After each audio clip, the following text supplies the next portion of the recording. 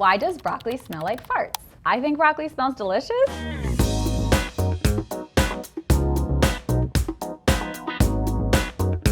What food causes the smelliest poop? I don't know if there's one food that we can blame for this, depending on who you are, because we're all individuals, and the combination of foods you eat, you may notice your poop is a little bit smellier. If you think it's an issue, I would talk to your doctor, but otherwise I can't really tell you what to eat or avoid we all kind of have smelly poop sometimes. Will I die by drinking 4 Cokes a day? Probably won't kill you, at least not immediately, unless you choke, drink slowly. But what that much soda is a lot of added sugar without a lot of added nutrition. Over time, we know that eating too much sugar can be linked with chronic conditions like diabetes and heart disease. It's not great for you to be drinking that much soda because it's just a lot of added sugar. If a person never eats fruits and veggies, how are they still alive? So when we think about food keeping us alive, it's really about calories, number one. The fruits and vegetables are gonna give you a good source of nutrition, so you're getting vitamins and minerals, antioxidants, but you don't necessarily need to eat them to stay alive.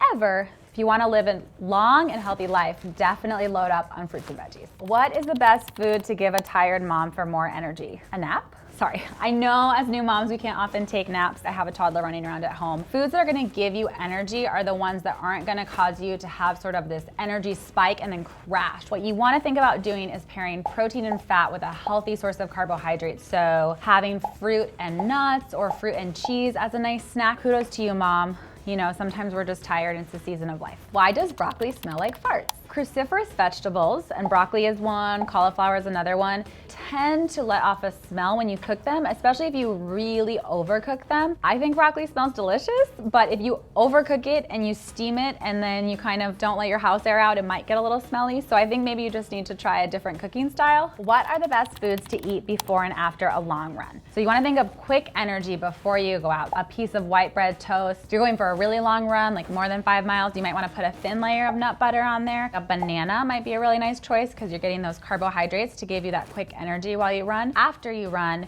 you want to fuel up on protein and carbs together. So the protein is going to help replenish your muscles.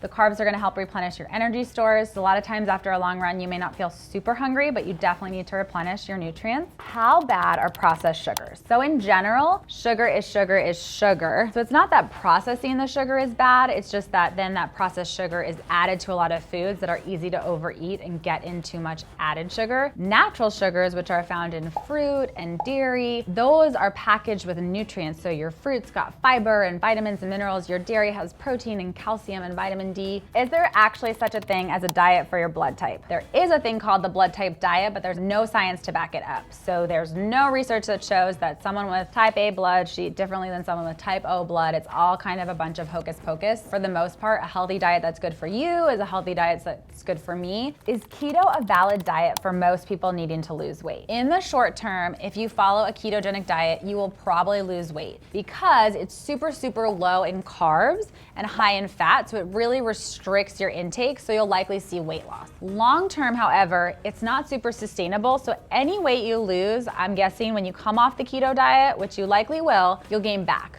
Not to mention, keto has a bunch of gnarly side effects because again, you're not eating things like fruits, a lot of vegetables, whole grains. People experience flu-like symptoms when they're on the ketogenic diet. And like I said, it's super restrictive, so you'll probably come off it eventually. Why do I know in my heart of hearts that the plant meat market is going to kill me? Meat has never been a plant. This is a bold way of asking, I think, about some of those new plant-based proteins. I don't think it's going to kill you. There is some debate about whether these plant-based versions of meat are actually healthier than the real thing because they are processed and have added sodium, whereas meat is more of a whole food. For some people, it might be a really great way to get protein in their diet if they don't eat meat and don't like a lot of the other plant proteins. But I don't know that anyone is really trying to kill you with these new meats. Just offer consumers some more options because we know that plant protein's really hot right now.